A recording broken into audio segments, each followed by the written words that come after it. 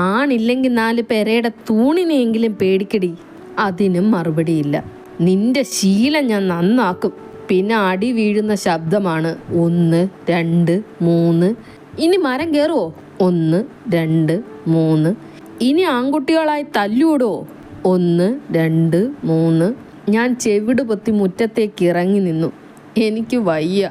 കുറേ കഴിഞ്ഞ് അകത്ത് കടന്നപ്പോൾ നടുമുറ്റത്തിൻ്റെ വക്കിൽ തൂണും ചാരിയിരുന്ന് തേങ്ങിക്കൊണ്ട് വല്യമ്മ ആരോടെന്നില്ലാതെ പറയുകയാണ്, ഈ തറവാട്ടിൽ ഇങ്ങനൊന്ന് പൊട്ടിയില്ലോ എൻ്റെ ഗുരുവായൂരപ്പ. ഞാൻ സംശയിച്ച് നിൽക്കുന്നത് കണ്ട് വലിയമ്മ വിളിച്ചു.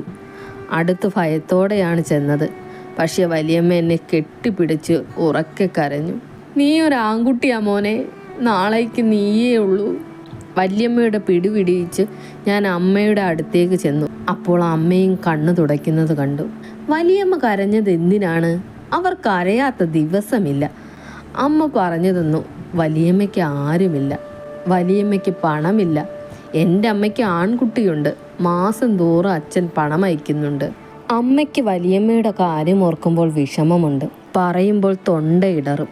ഒരു രാത്രി അമ്മ പലതും പറഞ്ഞു. വലിയമ്മ താഴെ വളപ്പിൽ കുട്ടൻ നായരുടെ ഭാര്യയായിരുന്നു.